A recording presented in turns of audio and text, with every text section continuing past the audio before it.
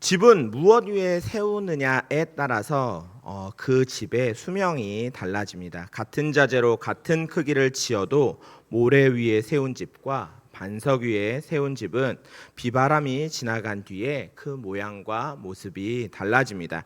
신앙도 그리하여 얼마나 오래 믿었느냐보다 무엇 위에 자기를 세웠느냐가 중요합니다.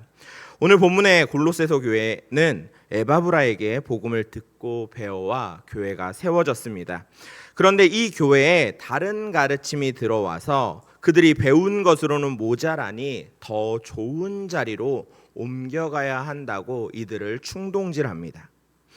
그래서 이들은 고민하고 있는 그때, 그리고 그 요구를 받아들이면 마치 무엇인가를 얻을 것 같은 이런 더 성결해지고 더 정결해질 것 같은 이런 그때에 이 소식을 들은 바울이 옥에서 편지합니다.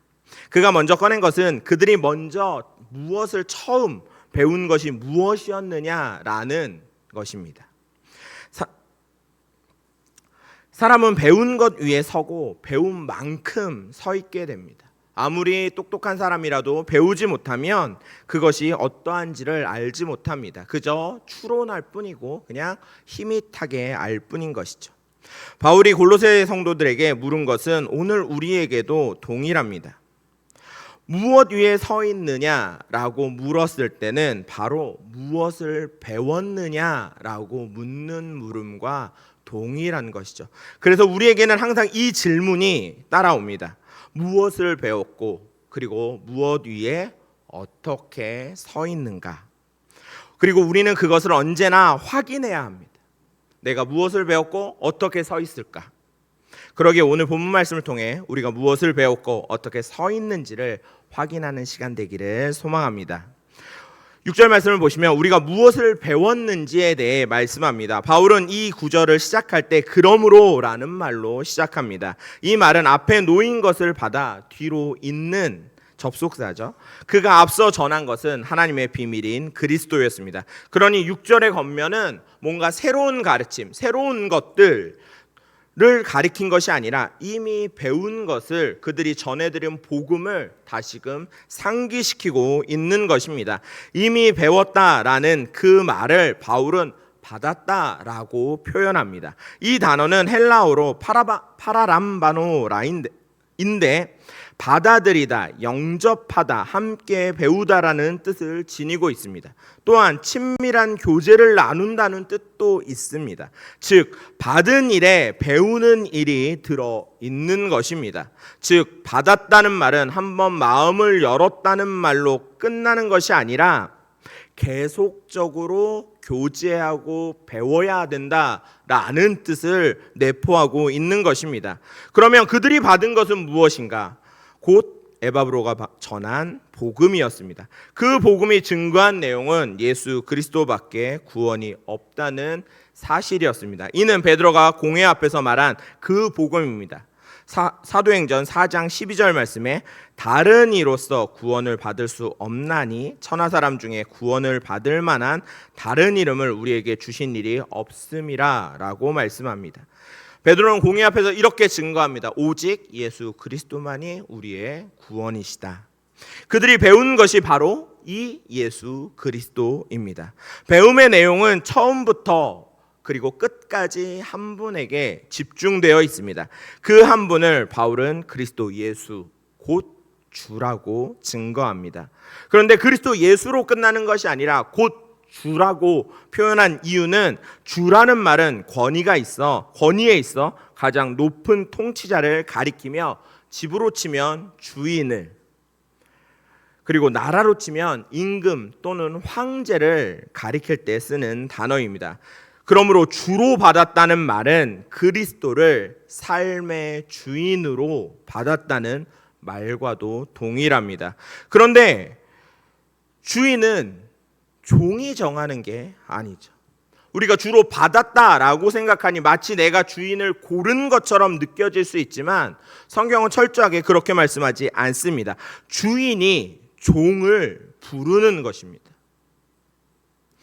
바울의 경우를 보아도 바울은 종이 되려고 한 적이 한 번도 없습니다. 언제나 바울은 리더였고 스데반 집사를 죽일 때도 그는 항상 앞에 자신이 모든 책임을 지고 앞장섰던 사람입니다. 다메섹으로 향하여 갈 때도 그가 서기관과 대제사장들에게 그 권리를 획득하여 그가 무리를 이끌어갔던 사람이지 뒤에서 누군가의 뒤를 쫓아가던 사람이 아니었습니다. 바울은 언제나 앞장섰던 사람이고 대장이며 리더였으며 가장 높은 자리에 올라갈 혈통으로나 학문으로나 가장 높은 자리에 올라갈 자리가 예정되어 있던 사람입니다. 그런데 그가 다메섹 도상에서 주님께 잡히니 종이 되었습니다. 한 번도 당해본 적 없던 수없이 많은 모멸과 멸시를 당했던 사람이고 자신이 쳐 죽이려고 했던 그리스도인들과 같이 자신의 동포였던 유대인들이 자신을 쳐 죽이려고 쫓아다니는 지경에 처했습니다. 종이 되겠다고 해서 종이 되는 것이 아니라 주인이 택하여 선택하시고 삼아 주셔야 종이 된다는 것입니다. 그 관계를 바울은 6절 후반부에 한 단어로 적는데 그 안에서 행하라 할 때 그 안이라는 단어입니다. 이 헬라어는 장소보다 소유를 가리키는 쪽에 더 자주 쓰이는 단어입니다. 즉 그리스도 안이라는 곳은 마치 우리가 집 안과 밖의 경계선 또는 주차선의 흰선처럼 뭔가 명확하게 공간을 분리하는 이런 쪽에 이런 느낌의 단어가 아니라 바로 소유되었느냐 소유되지 않았느냐 그가 그에 속했느냐 그가 그 안에 있느냐 없느냐라는 것이죠. 경계를 정하는 것이 선이 아니라 정말 주께서 그를 소유했는가 그가 주의 백성인가 그렇지 않은가라는 뜻이기도 합니다. 그러므로 소유가 되었다는 말은 종이 되었다는 말과 다르지 않은 말입니다. 종은 주인의 말에 복종하며 사는 사람이므로 종의 삶은 전부 주인의 영역 안에 존재해야 합니다. 그러니 다른 말로 하면 그리스도로 주로 받은 사람은 곧 말씀의 통치 아래 하나님의 통치 아래 사는 사람입니다. 그러므로 우리는 예수 그리스도를 주로 받은 사람으로서 우리는 어디로 갈지 무엇을 할지를 우리가 정하는 사람들이 아닙니다. 계획을 세우지 말라는 말씀이 아니고 내가 미래에 대한 어떤 비전들을 갖지 말라는 말씀들이 아닙니다. 그것이 주체가 누구인가? 내가 계획 세우고 내가 생각하고 내가 준비하지만 결국은 그 모든 것들을 이루시는 분은 나의 통치자이시며 나의 인도자이신 하나님이십니다로 귀결되어야 한다는 것이죠. 그런데 어떤 이들은 이렇지 않다는 것이죠. 내가 계획하고 내가 준비했으니까 그 끝을 누가 맺어야 되냐면 내가 맺어야 되는 거죠. 그러나 종은 그렇지 않다는 것입니다. 종은 언제나 그 결정권을 주인에게 내어드리는 사람입니다. 오직 주인 대신 주님의 말씀이 우리의 삶의 방향을 우리의 삶을 정하는 것입니다.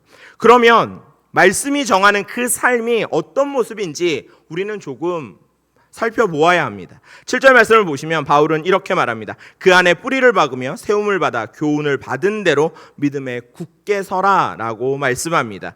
에베소 교회에도 바울은 같은 권면을 하는데 에베소서 2장 20절 상반절 말씀을 보시면 너희는 사도들과 선지자들의 터 위에 세우심을 입은 자라 라고 말합니다. 사도들과 선지자들이 전한 것은 하나님의 말씀이므로 바울이 지금 두 교회에게 세워지라고 한 그 터는 곧 진리의 말씀이죠. 하나님의 말씀 위에 서라고 지금 말하고 있는 것입니다. 그리스도 안에 뿌리를 박으라는 말은 그리스도의 말씀에 정착하고 그 위에 뿌리 내려 서 있으라라는 말인 것입니다. 뿌리가 든든히 박혀야 흔들리지 않는데 뿌리가 없는 나무는 바람이 불 때마다 움직입니다. 창파가 나고 비바람이 몰아치면 뿌리가 있는 나무는 흔들릴지언정 뽑혀 나가지 않습니다. 그러나 뿌리가 얕거나 뿌리가 없는 나무는 마치 견딜 것처럼 하다가 조금 더 강한 바람이 불어오면 뽑혀 날아가 버립니다. 성경은 복 있는 사람을 시냇가에 심은 나무에 견줍니다. 물이 마르지 않는 곳에 뿌리를 두었으니 가물 때에도 언제나 그 잎이 푸르릅니다. 움직이지 않는 것에 그치지 않는다는 것이죠. 뿌리 내려서 양분을 섭취하고 그 양분을 통해서 그 나무가 점점점 강건하여 지는 것입니다. 주님께서도 나는 포도나무요 너희는 가지라 하시며 나를 떠나서는 너희가 아무것도 할 수 없다라고 하셨습니다. 가지가 스스로 열매를 만드는 것이 아니라 뿌리에서 올라온 진액을 통해서 열매를 맺게 된다는 것입니다. 말씀에 뿌리를 둔 성도에게는 말씀이 생명으로 올라오게 되는 것입니다. 그 자양분이 어떻게 공급되는지를 다시 한번 6절 말씀을 보시면 교훈을 받았다라고 말씀합니다. 즉 내가 가르치거나 내가 무엇인가 가르치거나 내가 궁구한 것이 아니라 내가 고민한 것이 아니라 가르침을 받은 것입니다. 교훈을 받은 것입니다. 그래서 성도는 언제나 배우는 편에 서 있는 사람들입니다. 성도는 언제나 배워야 합니다. 성도는 언제나 말씀 위에 서서 그 말씀을 배우는 사람들이지 무엇인가 내 주장을 내 생각을 남에게 가르치는 사람이 아닌 것입니다. 가르침을 받는다는 것은 곧 그리스도의 말씀을 끊임없이 배운다는 말씀입니다. 한번 배우고 끝나는 일이 아니라 나무가 날마다 물을 빨아 올리듯이 그 나무가 영양분을 끌어올리듯이 계속되는 일인 것입니다. 배움이 끊기면, 말씀이 끊기면, 우리가 말씀 보는 것을 멈추면 자양분도 끊깁니다. 처음에 티 나지 않지만 끊어진 순간부터 나무는 메말라가죠. 나무는 메말라갑니다. 즉 우리도 하나님의 말씀에 대한 배움이 끊기면 메말라가는 상황들이 우리의 삶에 나타나기 시작한다는 것이죠. 호세아 6장 3절 상반절 말씀에 자꾸 상반절만 보는데 상반절 말씀에 선지자는 이렇게 말합니다. 우리가 여호와를 알자. 그 다음에 힘써 여호와를 알자라고 말합니다. 그냥 아는 정도의 문제가 아니라 힘써 알아야 한다고 말합니다. 여기서 힘쓴다는 것은 정말 죽을 만큼 죽을 힘을 다해 배워야 한다라는 말씀입니다. 배움이 끊기지 않으려면 배울 것이 어디 있는지를 우리는 또 알아야 하죠. 성경은 처음부터 끝까지 하나님을 예수 그리스도를 가르치십니다. 요한복음 5장 39절 말씀에 주님은 이렇게 말씀하시죠. 이 성경이 곧 내게 대하여 증거하는 것이로다. 증거하는 성경을 배우지도 않고 읽지도 않으면서 우리가 무엇인가를 믿는다, 내가 믿음의 사람이다, 내가 그리스도인이라고 말하는 것은 성립되지 않는다는 것이죠. 그것은 스스로를 속이는 일과도 같은 것입니다. 빌립보서 4장 9절 말씀에 바울은 배우고 받고 듣고 본바를 행하라고 말합니다. 순서를 보시면 배우고 받고 듣고 본바를 행하는 것입니다. 즉 우리는 배우고 듣고 받아야 하는 사람들입니다.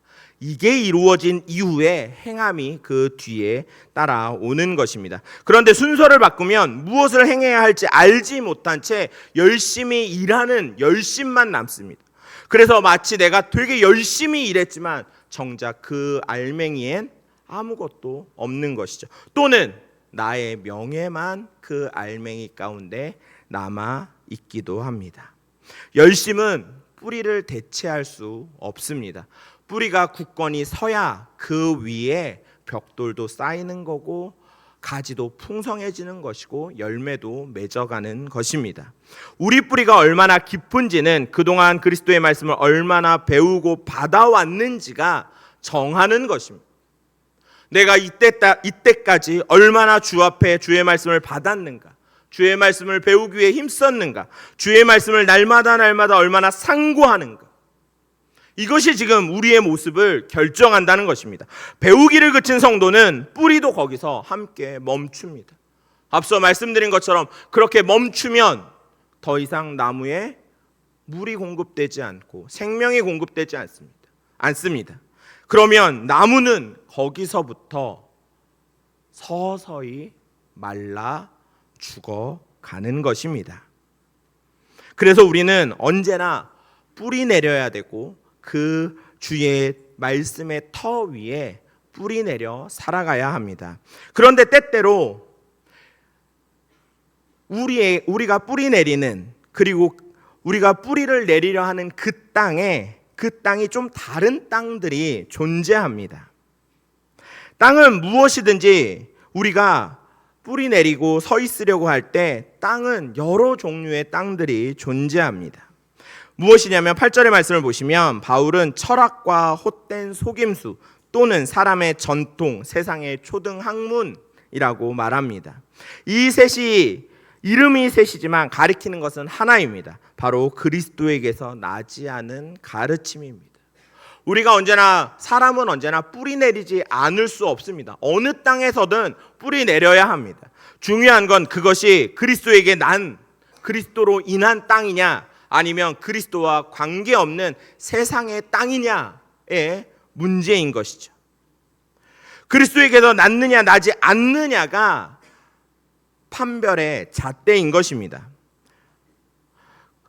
바울은 8절 끝을 이렇게 맺죠. 그리스도를 따름이 아니니라.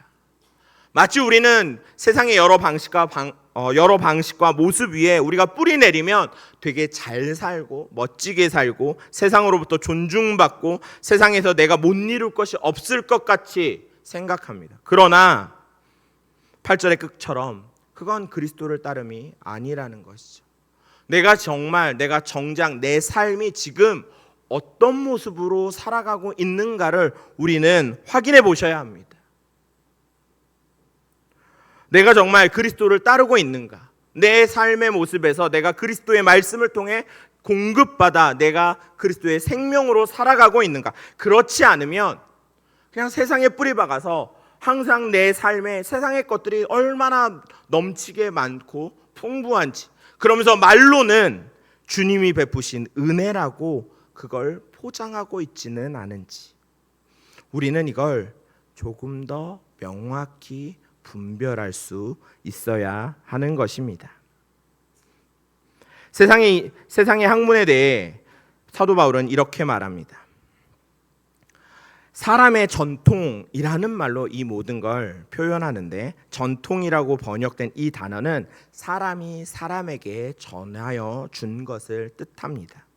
즉 하나님께서 주신 것이 아니라 사람이 만들어 사람에게 넘긴 것입니다.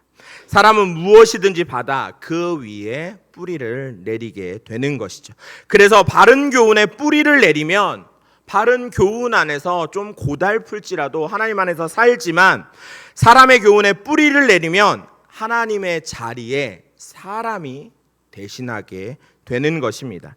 사람이 대신하는 곳에서 성도가 어떻게 되는지를 사도 바울은 이렇게 표현합니다. 사로잡힌다라고 표현합니다. 사로잡을까로 번역된 이 단어는 전쟁에서 포로를 사로잡아 끌고 간다라는 뜻을 가지고 있습니다. 그래서 그냥 단순히 잡힘의 문제가 아니라 포로처럼 잡혀서 끌려간다는 것이죠. 잡히는 그 순간 더 이상 내 의지는 존재하지 않습니다. 전쟁 포로가 의지가 존재할 수 없죠. 잡히면 그냥 그대로 끌려가는 겁니다.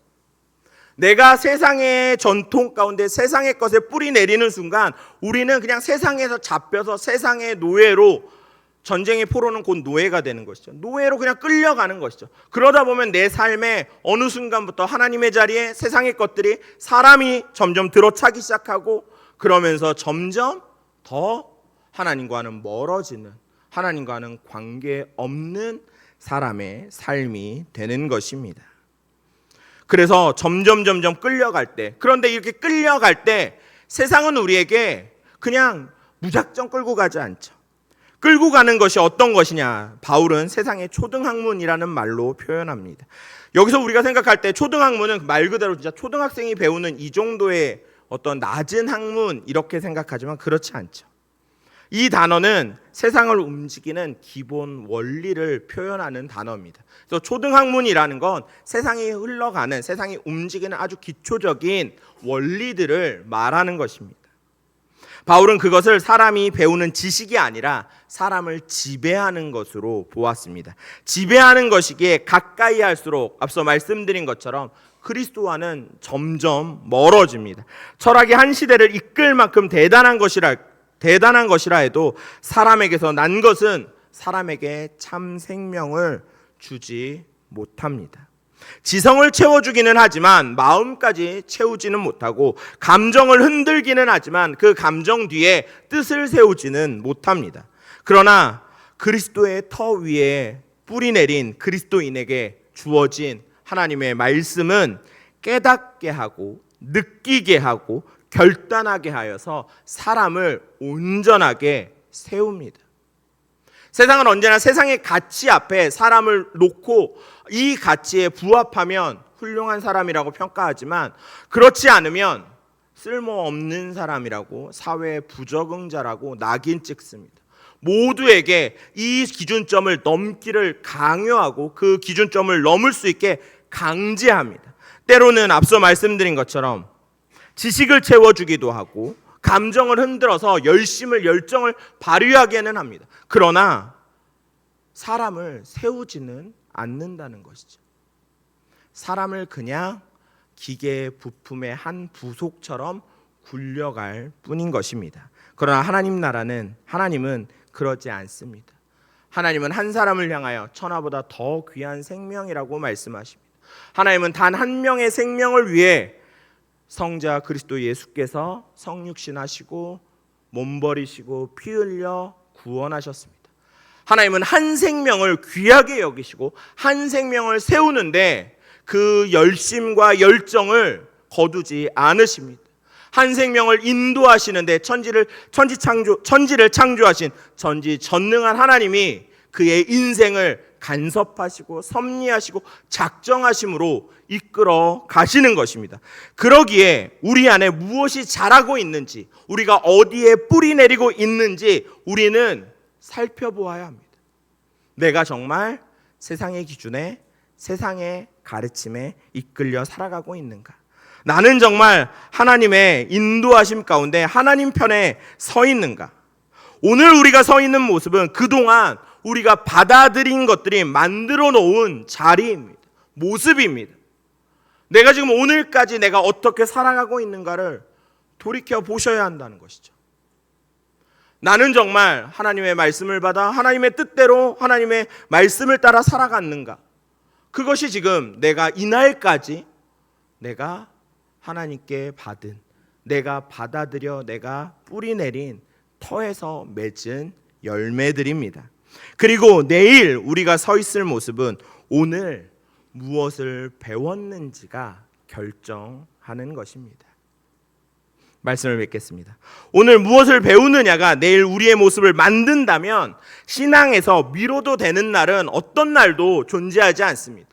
우리는 내일을 위하여, 하나님께서 내일을 허락하심을 믿고 내일을 위하여, 더 나은 시간들을 위하여 항상 열심을 향해 하나님께 달려가야 됩니다. 신앙은 세월이 흘러 저절로 깊어지는 것이 아니라 배운 만큼 깊어지는 것입니다. 오래 다녔다는 말과 하나님 깊이가 있다는 말은 동의어가 아니라는 것이죠. 배우는 길이 멀리 있는 것도 아닙니다. 하나님께서는 우리에게 성경을 주셨습니다. 처음부터 끝까지 하나님을, 예수 그리스도를 알려주시는 책을 우리의 손에 쥐어 주셨습니다. 그 책을 펴는 것이 배움의 시작입니다. 뿌리 내림의 시작입니다. 배울 것이 없어 자라지 못하는 성도는 없다는 것이죠. 내가 배우지 못해 자라지 못했습니다라고 핑계댈 수 없다는 것입니다. 그러므로 우리는 날마다 성경을 펴야 합니다. 말씀을 펴서 하나님 앞에 내가 직접 서 있어야 하는 것입니다. 주일날 그저 예배 한번 드린 것으로 만족해서는 안 된다는 것이죠. 아, 주일날 예배 드렸으니까 이번 주도 잘 드렸으니까 이번 주 주신 은혜로 내가 들은 말씀으로 내가 한 주 잘 살아야지. 그럴 수 없다는 것이죠.